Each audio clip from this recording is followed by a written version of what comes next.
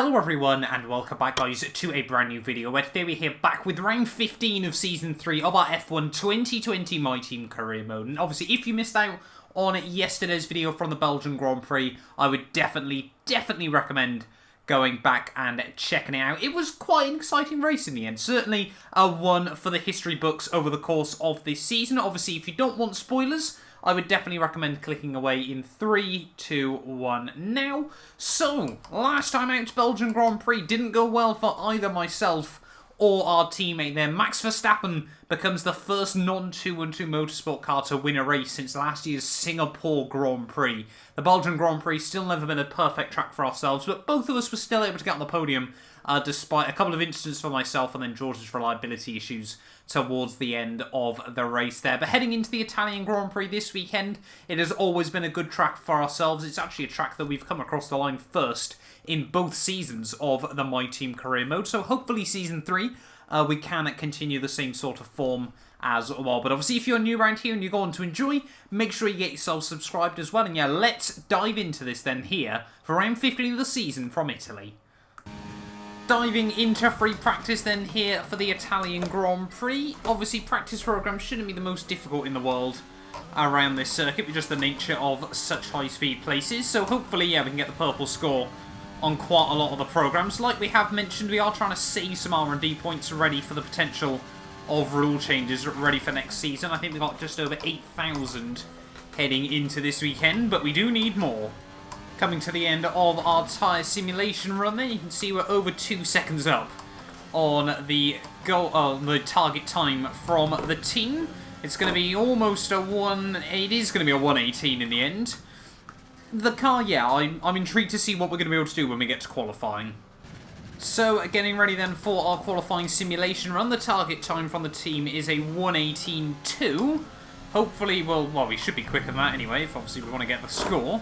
But yeah, I'm intrigued to see what we're going to be able to get from this session. I mean, we're doing speeds up and over 220 miles an hour in quite a few places around this track, despite no slipstream from other cars. Through the first corner there, yeah, 223 miles an hour we clocked through the speed trap, which is, yeah, rather quick. Hopefully Sergio Perez will get out of the way as we head through turn 3. Again, upwards of 215 miles an hour. We're going to have to send it up the inside of the racing point. Making a little bit of a mistake on the exit there, but we're still up at the moment as we head now down through Sector 2. This track has always been one that's been really good to us.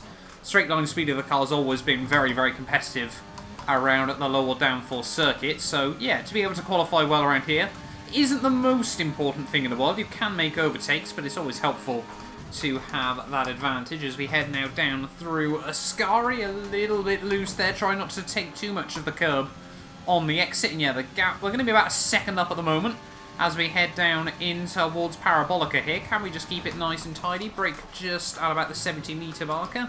Through the final corner, it's going to be a 116 in the end of free practice there, so we are going to hopefully get the purple score for that, a 116.7. Could we be looking at 15s in qualifying? Let's find out. Free practice done and dusted then, let's dive into qualifying here for the Italian Grand Prix. So, just back at the garage actually, before we jump into qualifying, I noticed last weekend now, it said it was a foregone conclusion. I didn't actually realise, yeah, that we've already been able to wrap up the Constructors' Championship at the one race we haven't actually won this season there, so we're already Constructors' Champions and I didn't even know it. So back-to-back on the Constructors' Championships and we've only got, what, 8 races left to go of the season there. So that's, yeah, not too bad going. What's that, 352 point margin? So yeah, I think we have only just mathematically done it. Yeah, no, we have. 352 points, we've got 373 over Ferrari, so we are Constructors' Champions, and yeah, I didn't actually realise it. Let's dive into qualifying, though.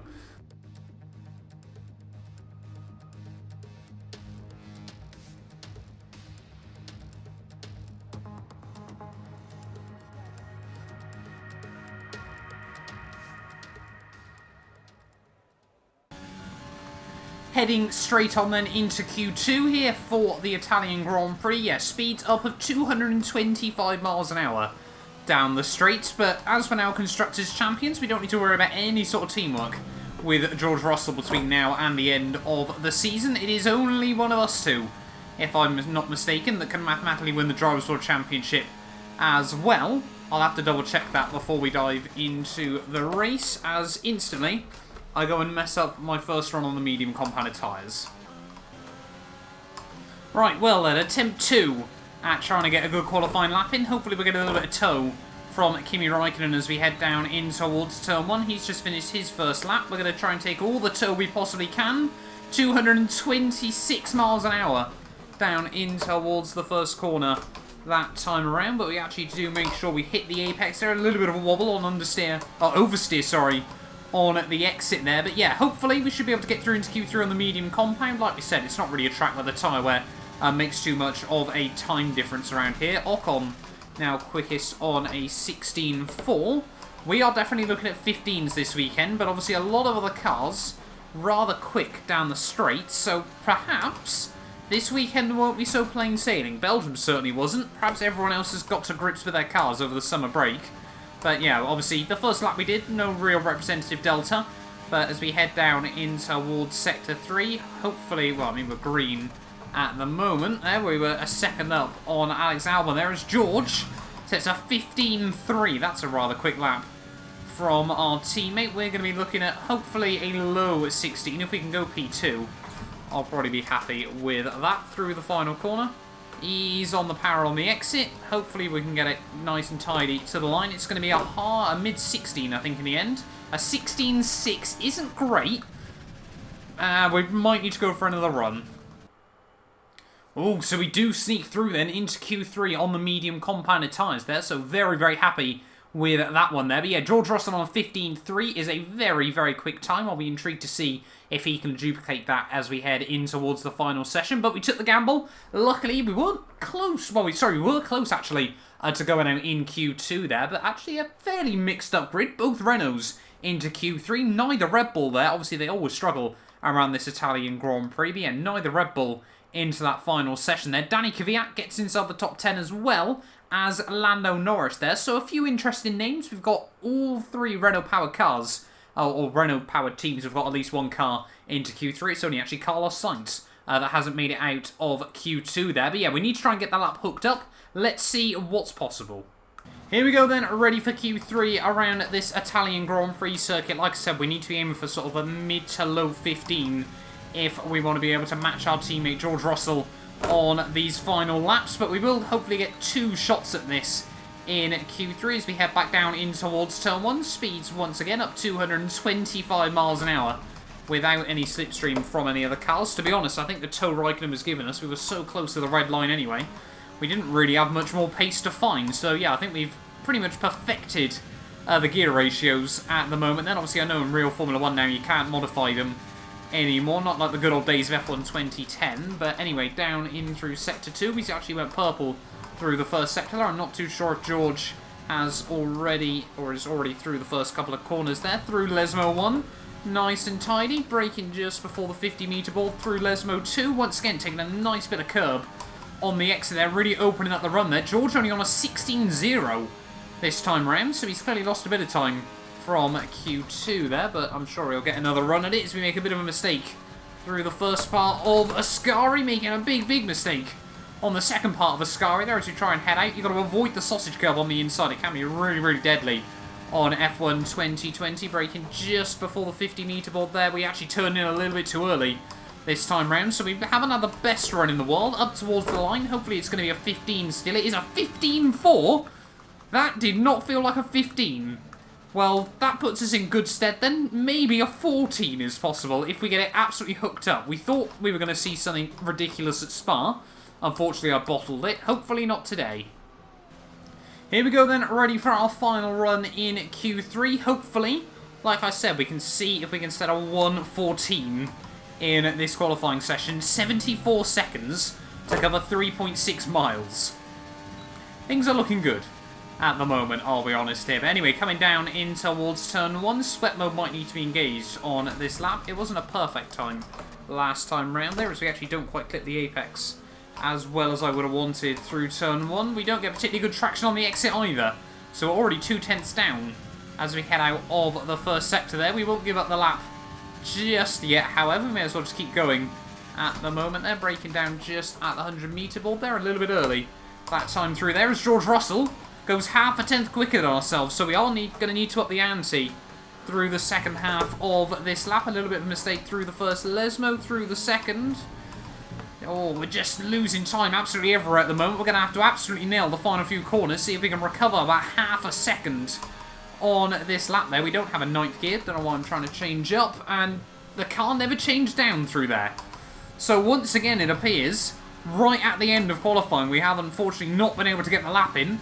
And yeah, we're going to be 8 tenths down as we head down through Sector 3 there. So not too sure what that was all about. Through the final corner, though, you can see we're going to find another couple of tenths through there. So the time was definitely on, but it is only going to be P2 then, here on the grid for the Italian Grand Prix. I'll be honest, a little bit gutted with that, but it is a front row lockout for the team nonetheless. Hopefully, we can still pick up the pieces tomorrow. We're all ready for tomorrow's race, but before we begin, let's have a quick look at those who will be fronting the grid. Russell, Mr. Monaco, and Esteban Ocon. Well, that wraps up qualifying, but don't worry, we'll be back tomorrow as we head into the Grand Prix. So there we are then, Q3 done and dusted here for the Italian Grand Prix. And it is George Russell taking pole, actually, by one of the closest margins we've had in recent weeks. It always seems to be one of us finds a load more pace than the other there, but 46 thousandths of a second between myself and our teammate there. Ocon, though, doing a fantastic job in P3. Goes to show just how good the Renault power unit is now in Formula 1. Ahead of both Mercedes, both Ferrari, Kvyat, Norris, and Kimi Raikkonen there. But qualifying done and dusted then, let's dive in here for the Italian Grand Prix. We're back in Italy once again for another round of the Formula 1 World Championship. And what a great race is in store for us today here at the oldest circuit on the calendar. Monza hosted its first race all the way back in 1922. We're 12 miles northeast of Milan for today's Grand Prix at a Monza circuit where we can expect top speeds of around 215 miles per hour. 11 corners on this 3.6 mile track, with 7 of those coming in the form of chicanes. And with a good slipstream and DRS open, there should be plenty of opportunity for some passing here today. Anthony Davidson is alongside me as usual for the race today. Let's talk about Mr. Monaco. What do you make of their performance so far this season? It's been a really solid year so far. There have been some incredible standout performances, but what's really impressed me has been the consistency. With this kind of form, I'm expecting another great race today.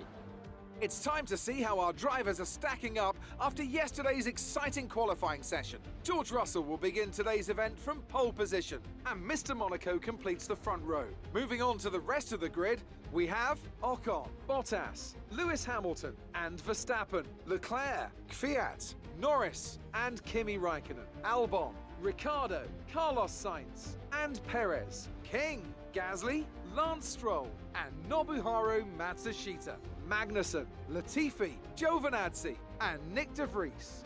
Now, it's almost time for lights out, so let's go down to the track. So here we are then on the grid, ready for the Italian Grand Prix, and I've done the maths. It is still technically a 5-way fight for the Drivers' World Championship here. Lewis Hamilton in 5th place on 98 points, could still be World Champion, but he needs to win every Grand Prix between now and the end of the season and get every fastest lap, and I cannot score a single point, and therefore he would be World Champion by just 1 point as long as our teammate George Russell scores less than about 20 points, I think, as well. So, no, I don't fancy Hamilton's odds, I'll be honest, but he, both Ferraris, and obviously myself and our teammate can still be World Champion by the end of this season there. But mathematically this weekend we could, of course, knock all of those guys out, obviously apart from our teammate George Russell here. We're not going to underfuel the car by too much this weekend, only about half a lap.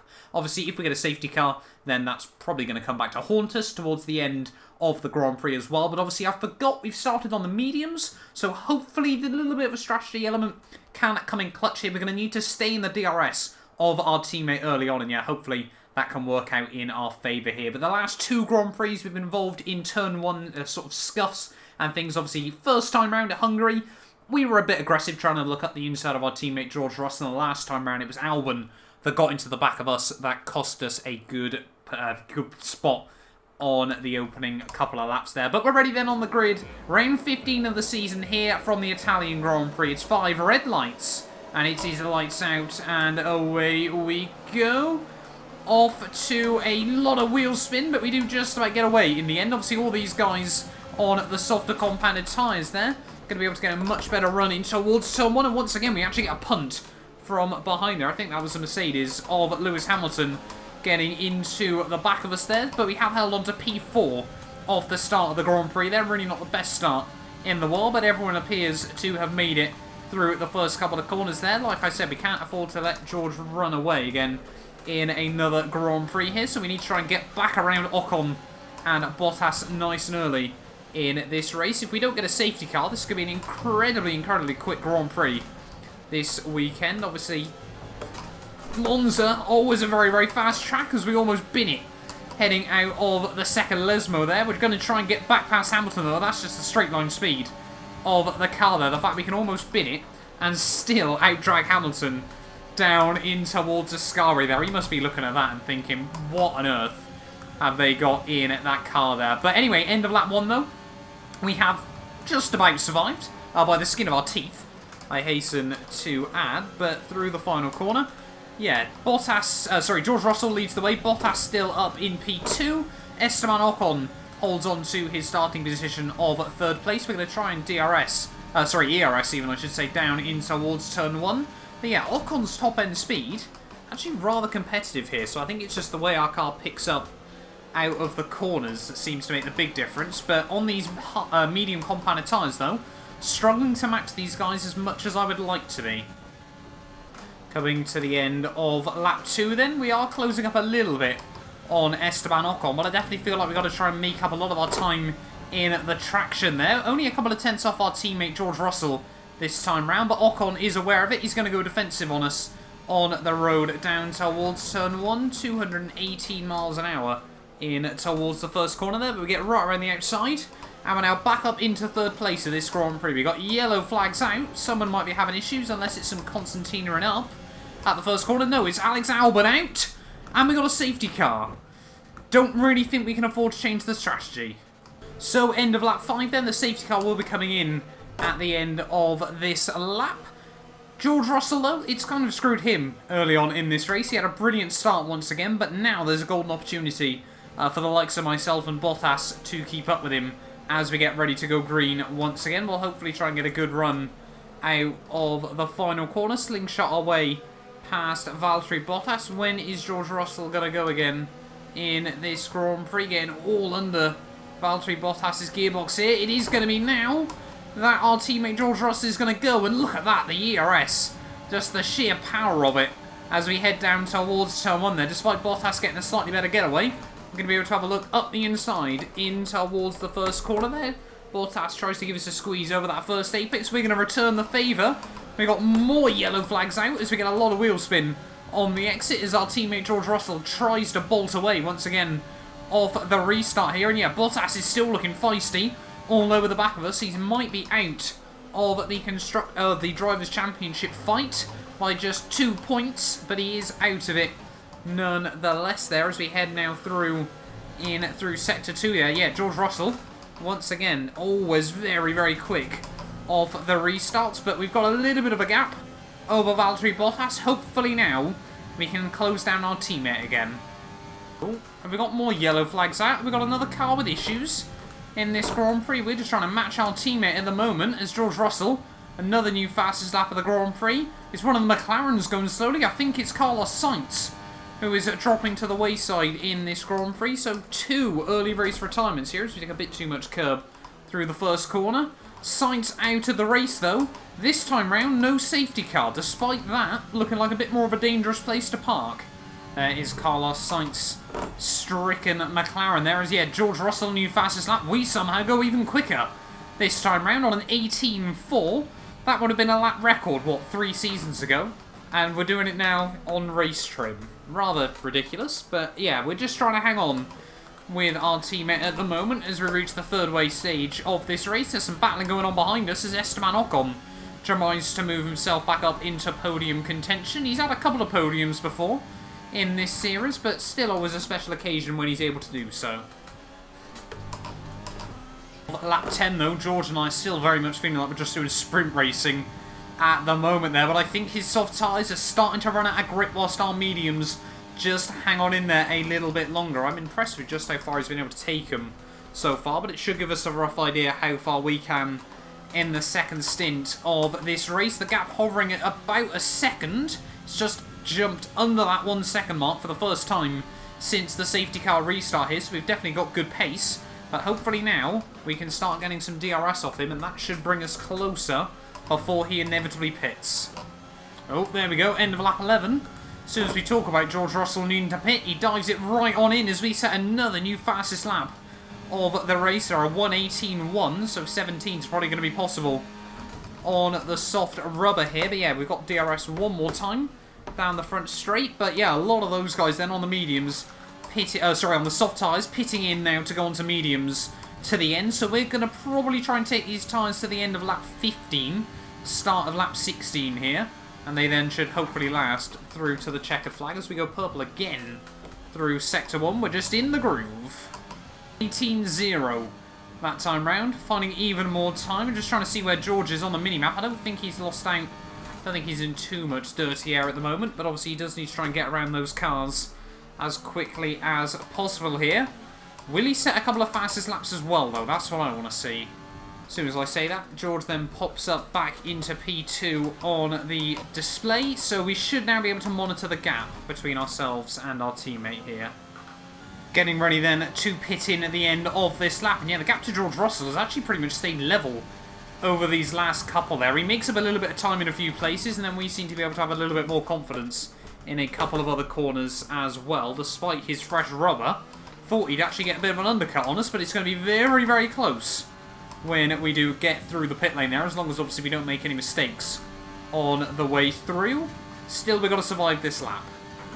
Out through Ascari then for the final time on this medium rubber. The gap has just opened up to 25 seconds to our teammate here, so we might actually come out and get the overcut on George Russell as we head through the final corner there. A little bit of wheel spin as the back end struggles for grip. Get it slowed down into the pit lane though. Nice and tidy. We don't need to take any risks at the moment here. That's what we just got to keep reminding ourselves. The team is saying now is the time to be pitting. But yeah, 12 laps technically to go to the end of this race. All the way down to our pit box. It's going to be a 2.1 second stop. And I think it looks like we might have done it there. Looking at the minimap, George Russell is still a good few seconds back there as we try to ease out of the pit lane. There is George Russell. So actually the overcut has done us a world of good in this Grand Prix, as long as I get it slowed down through the first corner there. Struggling to get the tyres up to temperature just a little bit. But yeah, George Russell now down into P2 of the Grand Prix. I'm sure he's not very happy with that one, but somehow we finessed this and we're now up into the lead of this Grand Prix. We've got to try and keep him out of the DRS as we try and get this rubber working through Sector 2. But yeah, I think we should have done it now. We've got 11 laps to go of this Grand Prix. Can we now keep these tyres in good nick and potentially hold on to what is a very, very unlikely strategy call? End of lap 16. Only makes sense to try and go for the fastest lap of the Grand Prix. See if we can get a couple of extra bonus points from our teammate here. We've already got fastest lap of the race, but a 1:17, it would be nice to have in the back pocket nonetheless. They're down in towards turn 1, nearly 220 miles an hour. Braking just at the 100-metre board there to take as much curb through the first part. Avoid it on the second. Not quite getting the best power down on the exit, but this nice sticky soft rubber still allowing the back end to grip up despite the amount of pressure we were putting it through. Down in through towards Sector 2. Brake just at the 100-metre board once again. Ride the first curb, avoid the second, and really try and use that exit curb as well there. Down in through the first Lesmo. 5th gear, try and ease on the power. They're actually a little bit wide that time round. Brake at the 50 for the second, and then roll back up the gears as you head down the next straightaway here. Down in towards Ascari, one of the easiest places to lose a lot of time around this circuit. Brake just at the 100 board, turn in, ride the curbs through the first two parts, avoid it on the third, and you can see we are still purple in the first two sectors here. ERS management is critical around this lap as well. Very, very easy to run out just a little bit early. Brake just before the 50 board through the final corner. roll on the power, use a little bit more ERS. You don't want to run out, though, before you get to the line. You just want to use hot lap, and it's going to be a 1:16.5. Holy moly, that lap felt good as well. It was probably, yeah, about 16.2 was doable there in the end, but I think that would have put us, what, P3, maybe P4 on the grid? And we've done that on race trim. This car's an animal. Another fastest lap, why not a 16.2? This thing, yeah, we like I keep saying, we have to enjoy this car whilst we can. I'm very, very much expecting rule changes for next season, but this thing is beyond anything else you'll ever drive in Formula 1. Yeah, unlikely we'll see another car as quick as this in Formula 1 for a very long time as well, so we might as well enjoy it whilst we can. There are 16.2 in race trim, 3.6 miles in 76 seconds.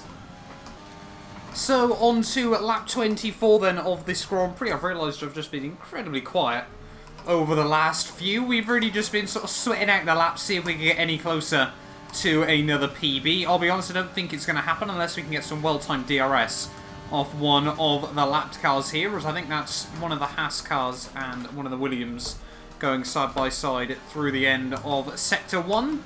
But yeah, 4 laps to go of this race. We are romped away from George Russell in the second half. It has been a day to remember for ourselves. Race pace around this track has always gone well. We really should have made it 3 wins in 3 races around this circuit had I not bottled it last season, but still, hopefully today we can make it another race victory around this track. It is Latifi, and I'm... yeah, I think Latifi and De Vries that are battling it out. Coming in towards then the final lap of this Italian Grand Prix, and although yesterday's Belgian race might have been quite dramatic from start to finish, it's, yeah, a bit safe to say the Italian Grand Prix hasn't quite seen the same scenes that we saw from Spa-Francorchamps just 1 race ago here. George Russell managed to get away nice and cleanly. We dropped back a little bit off the start, but the safety car bunched everyone together. It kind of just put George's strategy a little bit into just not quite the way he would have wanted his race to go, unfortunately. Obviously, we were able to get back in the slipstream as his tyres started to go off by about lap 10 here, and yeah, after that, we managed to somehow get an overcut on him, and then really since then the pace has just been untouchable for ourselves. But it looks like it's going to be a critical win in the championship battle there as Magnussen gets out of the way of us on this final lap. We absolutely needed this one.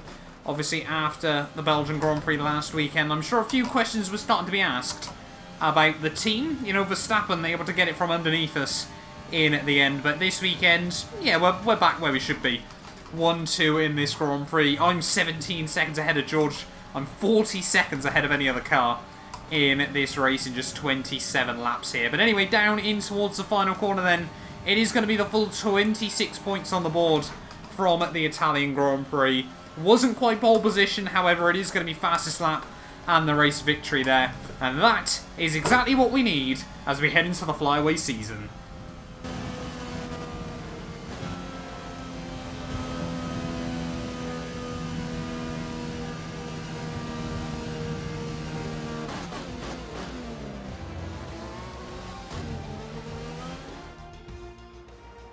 That's a spectacular victory then, and with it, the championship is secure. It's been a magnificent season, and they thoroughly deserve the cheers of the crowd here today. And talk to me, what do you think it was that sealed the win for them? Well, the safety car completely changed the race, didn't it? It's hard to say exactly what would have happened without it, but there's no question that they came out of that situation in a good position.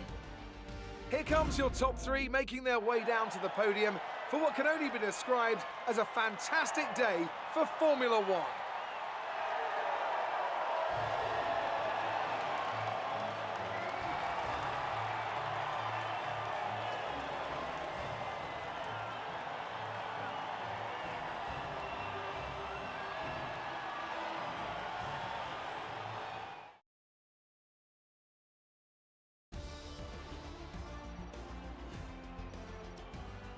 Let's see how the driver standings have changed. Mr. Monaco increases their championship lead. Now, let's discuss, Ants. Who would you say is a contender for driver of the day? Well, for me, it's got to be Lewis Hamilton. The multiple world champion may be the boring choice at this point, but you can't argue that he's a driver deserving of his reputation. I know that's at odds with the official decision, but I think they deserve some recognition on a day where both of these drivers are at the top of their game. The Constructors' Championship may be a foregone conclusion at the moment, but regardless, let's look at the standings. Meanwhile, Ferrari have improved their position.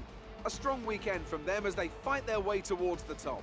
Well, Ants, an end to another fantastic weekend of racing. Thanks to everyone who joined us, and we'll see you for the next one.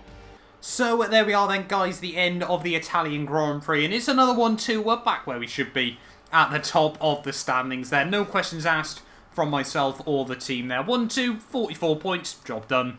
End of another weekend there. Hamilton comes home at P3. He's now out of the championship fight, if I'm not mistaken. I'll have a look in just a moment. I think now it is just between myself and George Russell here. So the team will be double world champions as well there. Bottas comes through for P4 ahead of Max Verstappen and Charles Leclerc. Their Ferrari just didn't quite have the pace to match Mercedes this weekend there. And I'm sure Ocon's a little bit gutted to finish down in 7th after his strong start to the race there. Norris, Ricciardo and Raikkonen round out the top 10 ahead of both AlphaTauris, and then you can see both Racing Points 13th and 14th.